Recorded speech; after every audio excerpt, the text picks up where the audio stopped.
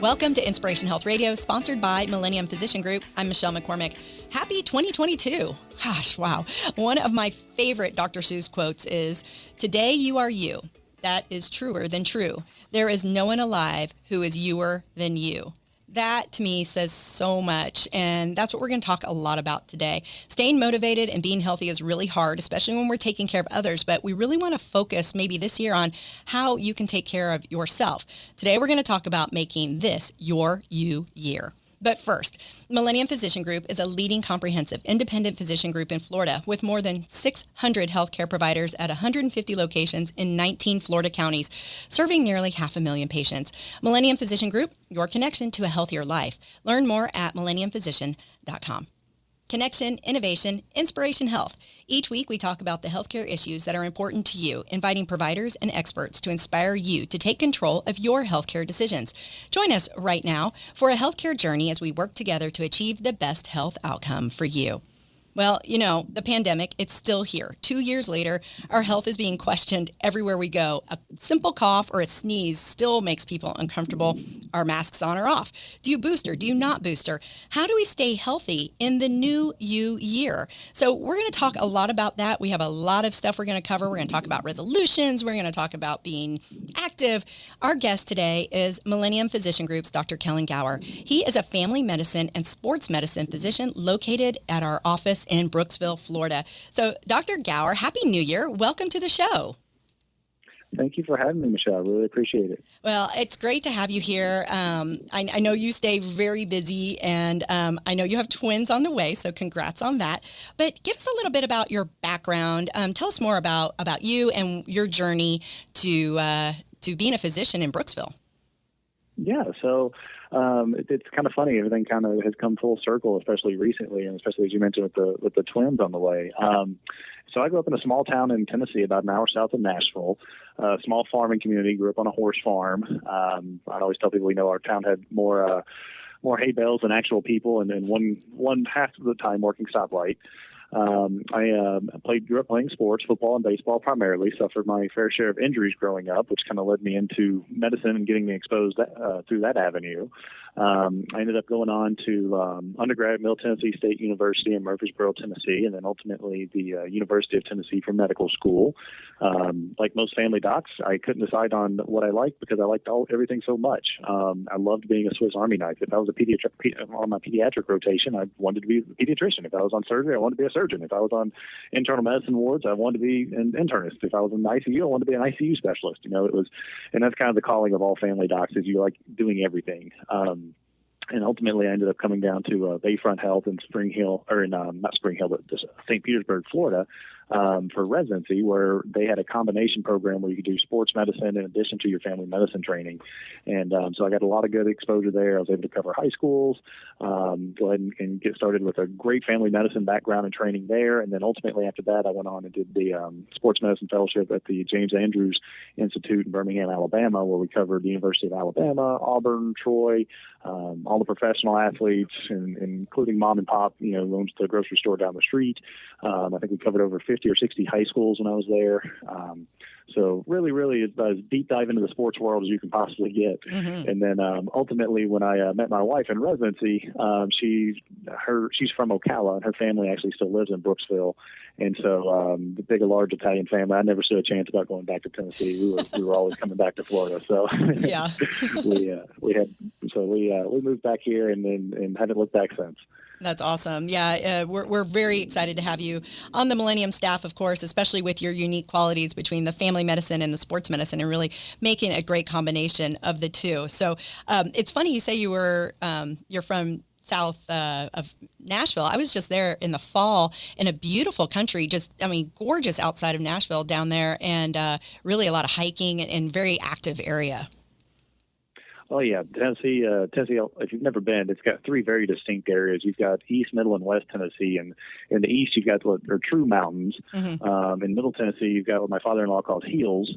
And then in West Tennessee, it's very flat. But you can't find a hill or a mountain anywhere. That's true. And so depending on which part of the state you live in, it can vary quite dramatically, as does the weather. I was talking to my mom recently, and it was 75 the day before, and then the next day they had 6 inches of snow. Yeah. So it's crazy weather we're having. So, that's a good transition actually about the weather. We're in Florida, so we still have a lot of sunshine and people are being outdoors, but in other parts of the country, it's cold, rainy, snowy. With the latest in the pandemic that we are still in, who thought 2 years later we'd still be so deep in the pandemic, how are your patients, approaching this in your office when they come to see you? Like I said in the brief introduction, a sneeze and a cough still making people very uncomfortable. How are you handling that in the primary care level? Absolutely, and it definitely presents its challenges. We always, for years being in Florida, I've always told everybody our flu season is everybody else's flu season. There's really no end to ours because everybody travels from other parts of the country to be in Florida. Our snowbirds come in, people come in to vacation, and so whatever season is going on in their state or their town, they bring with them to Florida. And so we don't really ever have an end to kind of our cold and flu seasons in a lot of ways before the pandemic. And now you see with the pandemic here, everything, especially right after the holidays, families traveling, all that pent up energy from, the last year or two where people weren't able to see each other frequently for the holidays and things. Everybody's traveling again. We're getting a lot of people who've been exposed from, family in California, family in New York, family in Texas. And it makes it difficult because it is the typical classic cold and flu season. And now you've thrown in a pandemic with it. And especially with this new variant, with the Omicron, a lot of the symptoms seem to be very much like a cold and flu symptoms. They tend to be cough, congestion, sinus symptoms. I've had a lot of people coming in who say, "Oh, it's just my yearly cold," or "I just got my sore throat," or "Hey, my sinuses are flared up. I think it may be allergies." But I also feel like a little bit, maybe some fever mixed in. But we're testing them, and they are all coming back in many cases positive. And so we've had a lot of people, call in and say, "Hey, I just need my antibiotic for this," like I normally get. And it's like, well, it sounds a lot like, kind of COVID too. And I've been telling people for a while now when our patients come in, it's really hard. There's no classic symptom at this point. Basically, if you're not feeling well, we probably should do a test at this point because the new one is so contagious. Thankfully, we're not seeing a ton of people get super sick with this one right now, or at least our clinic. We've had some who definitely felt like we've been hit by a bus, but we're not seeing the people with the significant respiratory distress we did with the previous Delta, which is good. But I think a lot of that goes back to we've also got a lot larger portion of the population who's been vaccinated, which I think is carrying over some immunity and helping to stave off some of the hospital crisis that we were seeing before with their impending respiratory issues. But it really is. I mean, you could stub your toe these days and it could be COVID. Right. It is very tricky. And on our part, thankfully, our office is well stocked with rapid tests and co-testing and things like that we can help clarify things a little bit from that standpoint. Mm-hmm. Yeah, we have 2 walk-in clinics here in Jacksonville, our North Main office and our office on Atlantic Boulevard, both doing the rapid and PCR testing for COVID. Our conversation right now is with Dr. Kellen Gower, Millennium Physician Group out of Brooksville. And real brief, Doctor, the booster shot, they just, they're changing kind of a daily thing here. So what you say today could easily change tomorrow, but they're opening it up to more people. What can you say about that? I think what we're finding now is we actually do with most vaccines. A lot of times vaccine schedules are fluid, and most of the time they're not making national headlines, though. And so a lot of people have gotten frustrated when it comes to, well, why are they updating? That means it can't be right. That means that something's wrong. It's actually most vaccines roll out this way. When we come out with the HPV or Gardasil vaccines to prevent against cervical cancer and HPV, those guidelines have been updated several times. As we get more information, we're able to hone in on, okay, what's the right, frequency, what's the right spacing. It was kind of accidental with some of the vaccines where we found out that longer spacing between them initially was actually better than, having back-to-back vaccines. Mm-hmm. It's just, we know the vaccines work. How long they work or what's the best timing of it, well, that takes a little bit of trial and error and a little bit of practice. And that's kind of what you're seeing unfold in real life, where we know the vaccines are safe. We know they work, but we don't necessarily know, one, yet how long they work. We don't know if, hey, maybe 3 is the magic number, if it's going to be a 4th, if it's going to be, is it better to space them out 2 to 4 months at a time? Mm-hmm. We know they work. And when you've seen, people get really sick, I've got multiple patients in our office they've either been in ICU themselves or they've had family members directly pass away. I think everybody at this point is no further removed than at least one person from knowing someone who has been severely affected with COVID, the vaccine is definitely worth the risk benefit. And the way I've kind of explained it to a lot of my patients is you don't not get on an airplane if you've got to fly to Europe. You get on the airplane, but there's a small risk to the vaccine or to the airplane. We know it's very low. Same thing with the vaccines. There are some people who have had fairly significant reactions, but the number is extremely small. And when you weigh the risk benefits of getting vaccinated versus not vaccinated, it definitely, is in favor of the vaccine. One of the things I also always tell my patients is, I'm not telling you to get a dengue fever vaccine. We don't have a dengue fever problem. We have a very bad COVID problem. Mm-hmm. And so that's where, the vaccines are our best protection from that. And try not to get frustrated when the guidelines are updated and things like that. That happens all the time in medicine. You just, like I said, it's not front and center in the national media and other outlets to see those updated changes happen. Yeah, that is an excellent point. Dr. Gower, coming up in the next segment, we're going to touch on the New Year's resolutions. They're always the same, it seems like, and we're going to go through that. Are they effective to help you with your you year? We'll find out. Stick around. Inspiration Health Radio, sponsored by Millennium Physician Group. We'll be right back. Welcome back to Inspiration Health Radio, sponsored by Millennium Physician Group. I'm Michelle McCormick. Each week, we talk about the healthcare issues that are important to you, inviting providers and experts to inspire you to take control of your healthcare decisions. Well, it's 2022, believe it or not. One of my favorite Dr. Seuss quotes is, "Today you are you. That is truer than true. There is no one alive who is youer than you." Staying motivated and healthy is super hard when you're taking care of others, but how can we take care of others if we aren't taking care of ourselves? We are talking today about how to make this your you year. And joining us is Millennium Physician Group's Dr. Kellen Gower, a family medicine and sports medicine physician located in Brooksville, Florida. Now, do New Year's resolutions change year to year? Seems to me they're always the same. And according to, I just found this, Dr. Gower, on some random website called countryliving.com, the top 10 New Year's resolutions: lose weight, eat healthier, more exercise, more time with family and friends, be aware of your mental health, sort out your finances, travel more, learn new hobbies, be environmentally friendly, and maybe even a new job. That is so much to keep track of, especially in January. And bottom line, let's make this new year your you year. So, Dr. Gower, resolutions. It's funny. Every year, everyone's like, do generic resolutions work? These are very generic to me. It's like, why would these be a resolution? It could be something that you're just automatically doing every year, like making sure you don't use styrofoam, recycling and, for recycling, stuff like that. But the first few on the list, lose weight and eat healthier, basically the same thing to me. How many people come to you and say, you know what, this is my year. I'm going to lose weight and I'm going to eat better? Oh, every year. And it's something even before I was a physician you'd see. If you go to any type of gym or anything like that routinely, you suddenly notice the numbers pick up significantly around January, and then it kind of, unfortunately tends to fade off by February, March.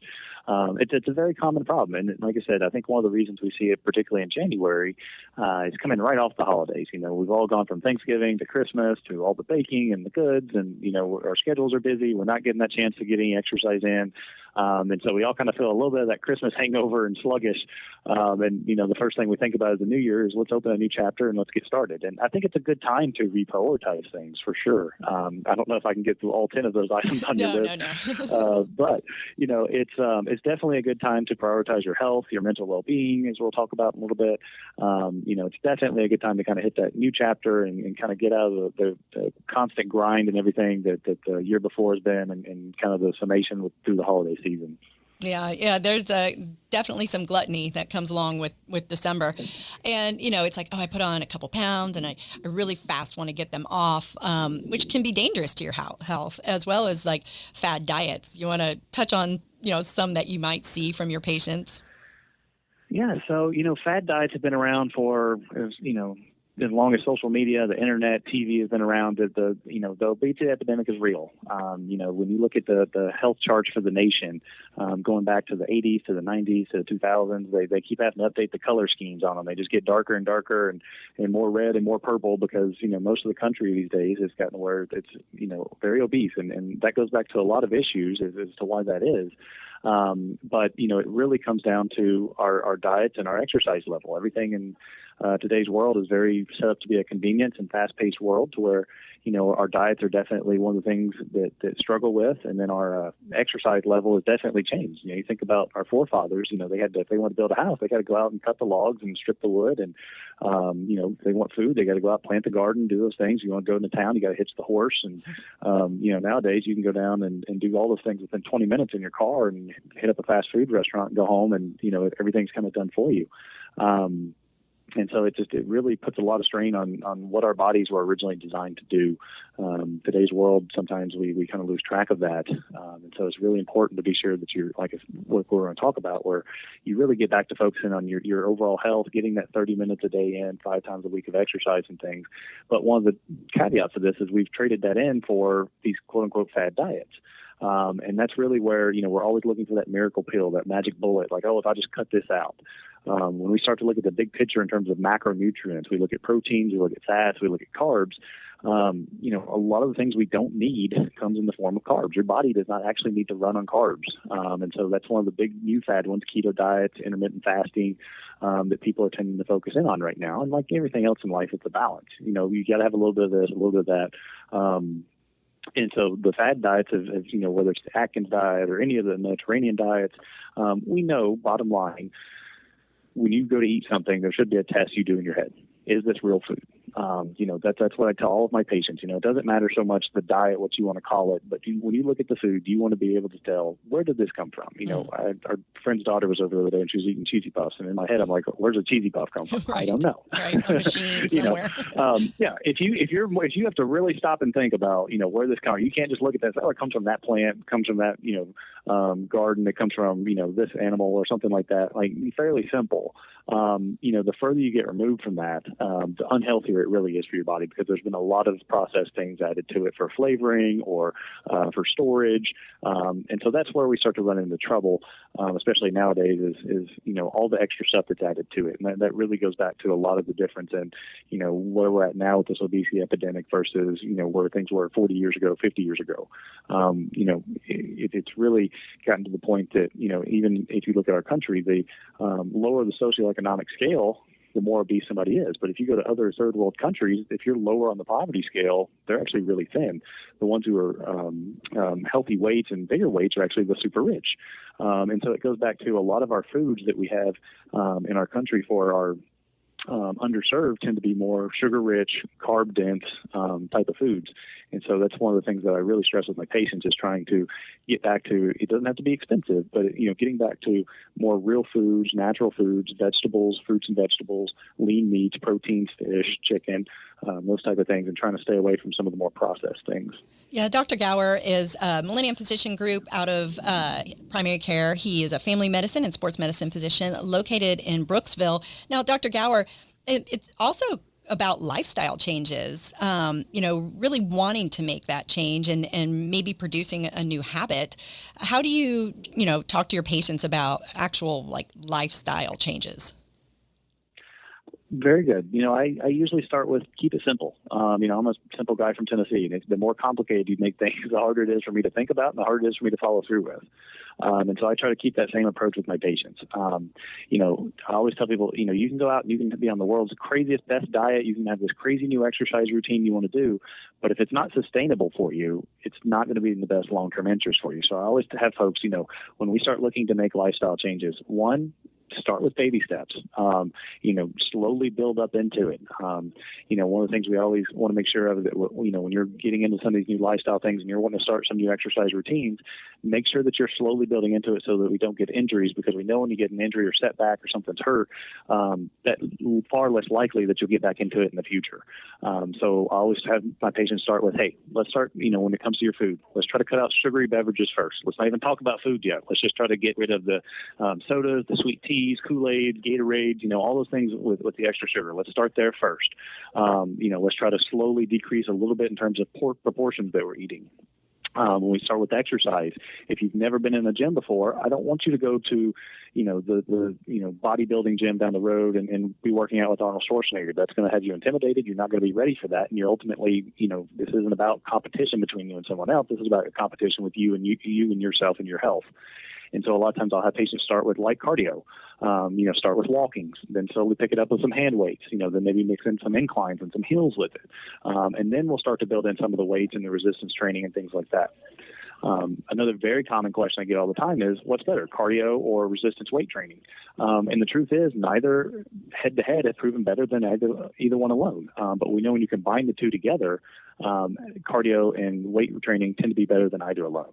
And so I really try to get people to where they're doing a mix of cardio and also resistance training in terms of building in some weight training and things like that, which is also very important for women in terms of keeping up their bone density and things like that. Yeah, we're definitely going to, you just totally talked about exactly where we're going to go. In the next segment with Dr. Gower, we're going to talk about weekend warriors and the toll exercising can have on our body if we're doing it incorrectly or we're not doing the right exercises for our bodies. So the conversation will continue. Dr. Gower is going to stick around, and I hope you do too. We'll be right back. Inspiration Health Radio, sponsored by Millennium Physician Group. We'll be right back. Welcome back to Inspiration Health Radio, sponsored by Millennium Physician Group. I'm Michelle McCormick. Each week, we talk about the healthcare issues that are important to you, inviting providers and experts to inspire you to take control of your healthcare decisions. Well, it's January 2022. And one of my favorite Dr. Seuss quotes is, "Today you are you." That's truer than true. There's no one alive who is youer than you. It just says so much right there in that one simple quote. Staying motivated and healthy is hard, especially when we're taking care of others. But how can we take care of others if we're not taking care of ourselves? Today, we're talking about how to make this your you year. Our guest is Millennium Physician Group's Dr. Kellen Gower. He's a family medicine and sports medicine physician located in Brooksville, Florida. So, Dr. Gower, welcome back. And I know you have a substantial background in sports and sports medicine. So, a lot of people come out of December, and we talked about it with food. Now they're like, let's go get toned and strong, and I want to go run a marathon. So what do you do with the people who are just coming right out saying, I'm ready, my body's ready, I want to train hard? Well, first thing we do is we encourage it. I want to take those good behaviors, and I want to harness them a little bit, absolutely. And we want to help to help make a plan for that person, an individualized plan. If that's, you've got a lot more reserve when you're 20, 30 than if you're starting something at, 50, 60, 80 years old. Yes. And so one of the things we want to make sure of is that we're doing it in the right way. Putting some kind of structured regimen around this and meeting milestones and goals. So, one of the first things I always talk about patients is what motivates you. Why now? What's got you ready to do this? So that then we can, really target, what our goals and talk about some of what our barriers may be, how we're going to overcome those barriers. But really, first thing is always just finding out, okay, what's the motivation? Who's going to be there with you along this journey as we try to get to a healthier you, 3 months, 6 months, a year from now. Yeah, I think, a lot of us have broken bodies. Maybe we played sports when we were growing up and we have had knee surgery, shoulders. I don't know which one you see more of, knees, shoulders, hips, all the joints of the body. But, coming out of you made a reference in the last segment about everybody joining a gym. It's like, let's go out and join the gym and they have great intentions. How do we keep that intention top of mind? Well, first thing is kind of like we mentioned before is definitely setting goals and expectations. I never want somebody to go out and start some, it's great if you've got time, after your New Year's to, hey, I'm going to work out 15 hours a week. Okay, that's great if you do for that week, but is that sustainable in your day to day for the month of February, the month of March? So I really try to get people to find something that they can build in and build into their schedule, because we're looking at this as a long-term commitment. You may not be able to fit in 3 hours a day to go to the gym, but if we can get 30 minutes, 5 times a week, moderate to vigorous exercise in there to the point that you're kind of short of breath, like, hey, how you doing? Okay, I'm tired. That's kind of the point I want my patients to get to with their exercise level. I always tell them, if you're, when you get done with your workout, if you can go lay in bed and watch the Kardashians or get on the couch and watch TV, you didn't do enough yet. Those clothes need to be going straight to the washing machine when you get done. And so it's really about getting to something that's sustainable and that fits in with your daily life schedule. We know is going to be far more impactful because you're going to be able to do this for the long haul. It's great if you can do something for 2 weeks, but we know it's much more beneficial long term for overall cardiovascular health, everything else, if we can sustain it for months to years at a time. Is it possible to overtrain? That's a very common question. It's one of those that everybody's a little different. Sometimes genetics plays a little bit of a role in it. Yes, it's very possible to overtrain at the smallest level or the professional level or the highest level of elite athletes. We know that not everything's the same, though. We always kind of, for years, we've talked about, for instance, arthritis as kind of a wear and tear type of disease, for knee arthritis. Well, it's just like tread on your car tires. You buy a new tire, you get 50,000 miles. Once that 50,000 miles is done, you got to move on and get a new one. That's not always the case, though. We've got marathon runners, ultra elite marathon runners who have no arthritis in their knees, and yet they run more in one single marathon than many of us have our whole lives. Mm-hmm. They do it every other weekend. So we know that that's not all of it. We know that injuries play a role. We know, for instance, like if you had a previous ACL injury or a meniscus injury or something along those lines, and you've had some tissue taken out of your knee, whether it's a clean up meniscus or, the ACL that was torn and had to be repaired, or maybe you had torn ACL and it wasn't repaired. Those type of joint mechanics can absolutely play a role on the long-term health of the joint and the tendons. We know repetitive movements over and over. One of the big things we see with our youth athletes, for example, is sports specialization, where they're doing the same movement patterns 12 months out of the year. Mm-hmm. That's going to lead to overuse injuries. Same thing for your adult weekend weekend warriors. If you're doing the same repetitive movements over and over and over, you're going to start to wear down those tendons and those joints. But one of the best things we can do is cross-training. So kind of mix in some cardio, mix in some resistance training. If you love rowing, great. Row 1 or 2 times a week. Don't row 7 days a week. And on the other days, do the elliptical, run, swim. All those different things work different muscle groups, and it gives the other parts of your body a chance to rest so that you hopefully avoid that overuse injury.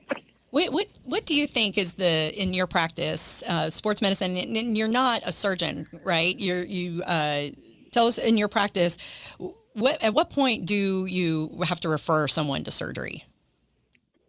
I usually tell folks, in the setting of arthritis, things like that, it's when they wave the white flag, for instance. Arthritis is never, I always tell people the first thing is, it's not the presence of something, it's the absence, and that's cartilage. But it's also not cancer. It's not going to kill you. It can make life uncomfortable at times. It can affect your quality of life at times. We've got a whole list of non-surgical treatments, things we can do to manage this, to get your quality, your function to where you want it. But at no point in time am I ever going to walk in here and say, yeah, you've got to go have surgery tomorrow. Mm-hmm. Now, I tell my folks, when we get to the point that what I'm doing is not working, your quality of life is not where you want it to be, that's when we get you to surgery to look at helping get that. And I always tell this as well, there's 2 times you want to do a joint replacement.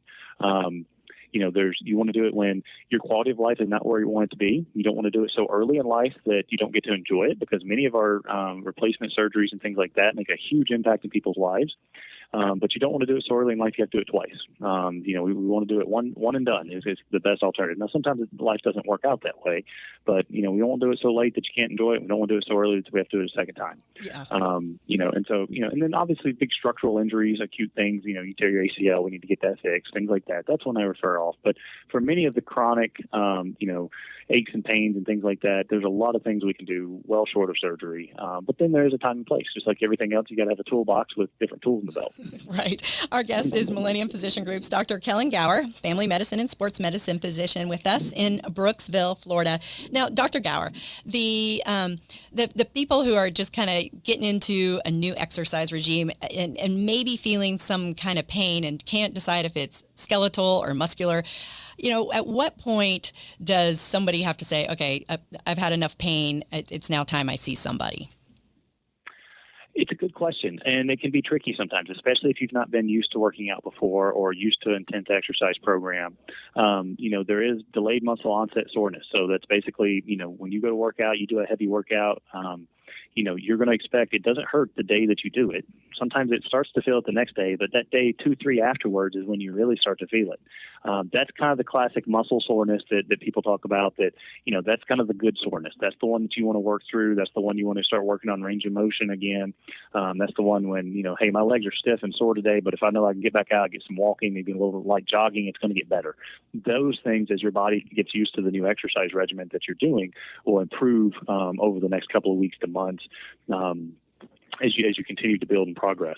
Now, things that, you start a new running program and all of a sudden the bony tenderness on your foot starts to hurt, for instance, and every time you walk or put weight on it, it just keeps hurting, like right over a localized area.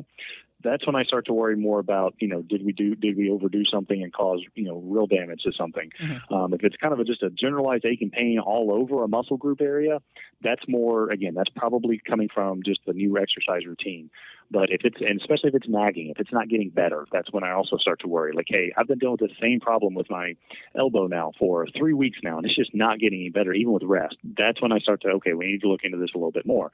If you go a day or two and all of a sudden, okay, it's feeling better, it's loosening up, those are the delayed onset muscle soreness from a new exercise routine that we're okay with. That's the good burn, so to speak. Yeah. What about stretching or no stretching?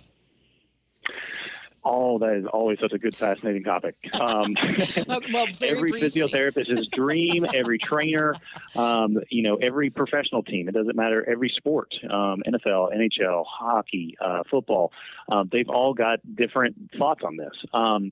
We know that probably the static stretching, just bend over, touch your toes, hold it for 10 seconds at a time, that's not really been shown to prevent future injuries. Now, is it bad to do? No, probably not. Then there's this ballistic training, which is kind of where you do high-intensity things, so really, stretch a tendon very quickly. That's also probably not the way to do it. I think it's probably more what we're kind of finding is something in the middle ground. So, yes, stretching, but doing more so such as kind of swinging your leg back and forth, slowly getting up to where you're doing a light jog, kind of moving your muscles back and forth in different positions, and kind of more of a dynamic motion, not to the end of range of motion, not trying to throw your foot up as high as you can over your head, but kind of slowly swinging your legs back and forth. Getting that muscle groups loosened up together is far better than just a static stretch where you just try to stretch one muscle, and hold for a long period of time. Those have not been proven to reduce injury risk, but kind of that generalized, when you incorporate multiple muscle groups in together while you're loosening up, that has been proven to show reduced injury risk. Yeah, we could probably do a whole show on that, huh, Dr. Gower? Yes. All right. Yes, you can. It's extremely controversial out there. I agree. Well, coming up in the next segment, one of the most important parts of making this your you year has to do with your mental health. And it's a hot topic these days. And we're going to talk a little bit about that in the next segment. Inspiration Health Radio, sponsored by Millennium Physician Group. We'll be right back. Welcome back to Inspiration Health Radio, sponsored by Millennium Physician Group. I'm Michelle McCormick. Every week, we talk about the healthcare issues that are important to you. We invite providers and experts to help inspire you to take control of your healthcare decisions. Well, it's January 2022.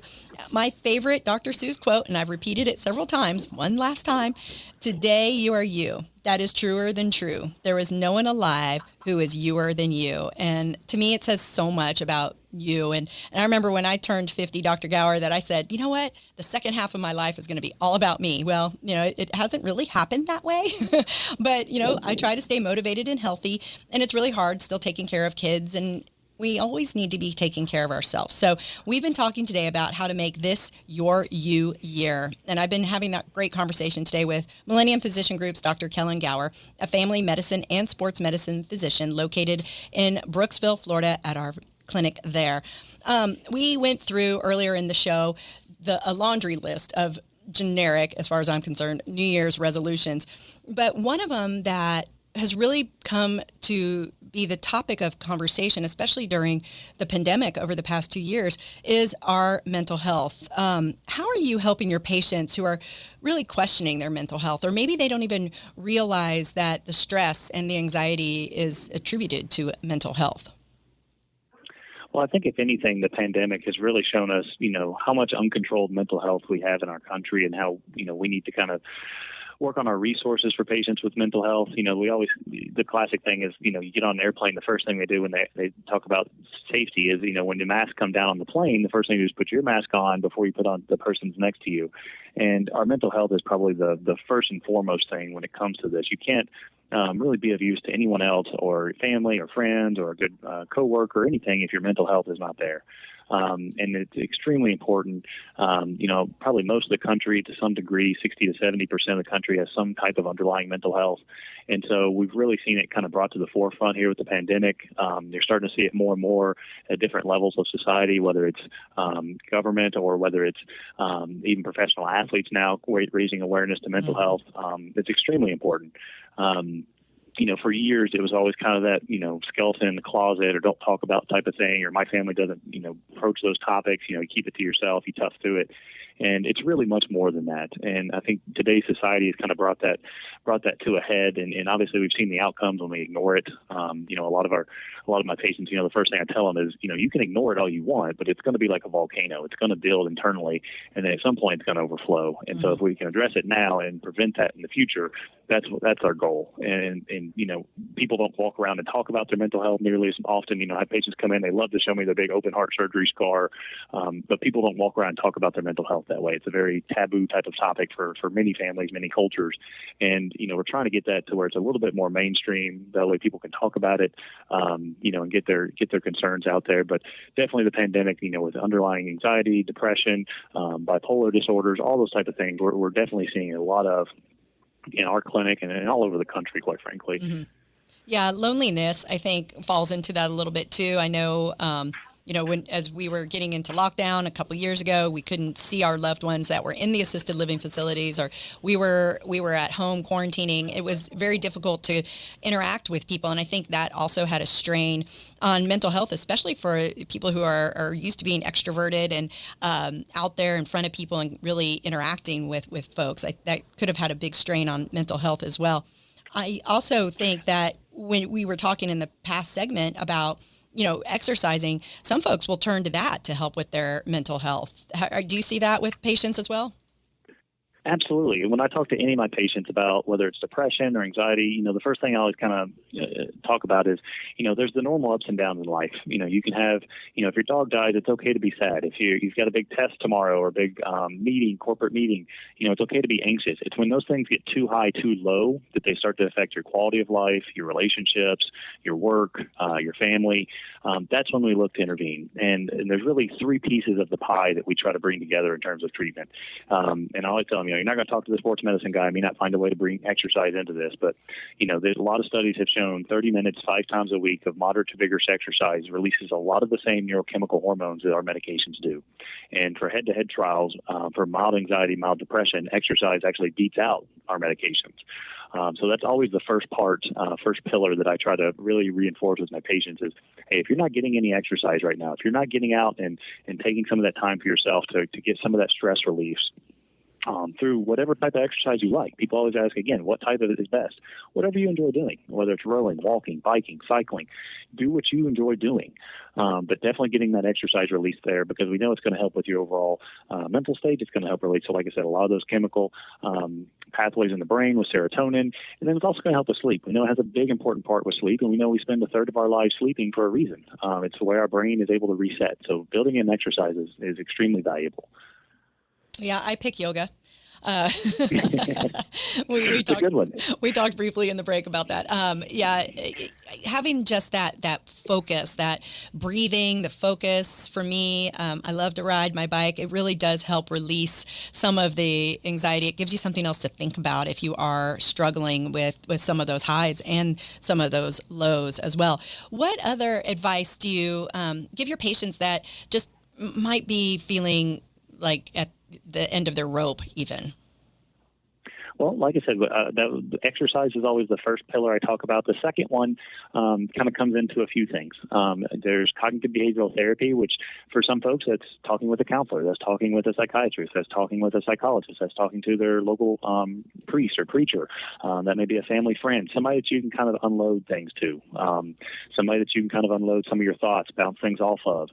Sometimes it's just good to air it out, get it out there, So that's always a part of it, and kind of reprogramming how your mind thinks about those things. I always tell people, if nobody taught you how to tie your shoe and you had a 15-step process and your shoe come untied 3 times a day, that's a bad process. If I can teach you a 4-step and it stays tight all day, that's better. Our minds kind of work the same way. We constantly are processing new information, new thoughts, new emotion.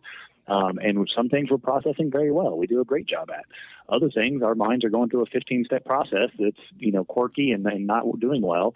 And then all of a sudden that emotion and things tend to build up in us. So that's where cognitive behavioral therapy or CBT therapy can be very valuable.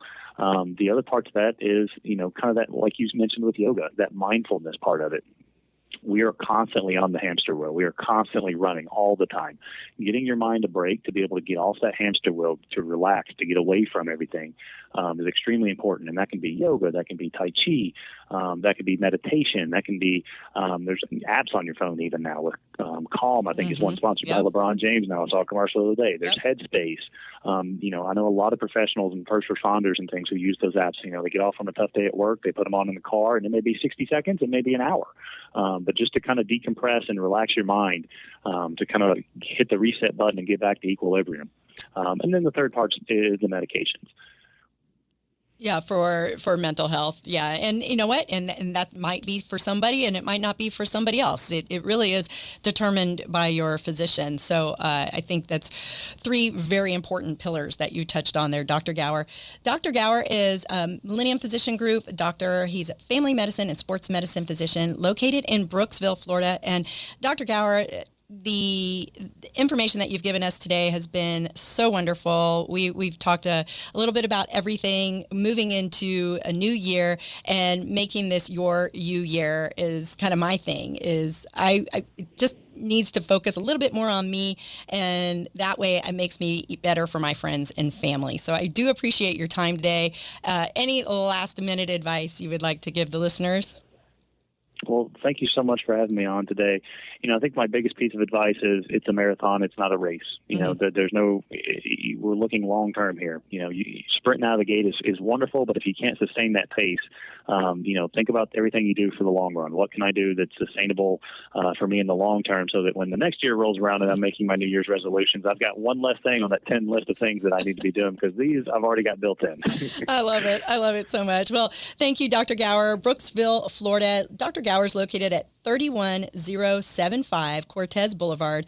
The phone number for Dr. Gower's clinic is 352-796-5303. Thank you again, Dr. Gower, for joining us for Inspiration Health Radio today. Thank you so much for having me. Your healthcare journey is very important to us, and our goal at Millennium Physician Group is to work together to achieve the best health outcome for you, and that starts with seeing your primary care provider.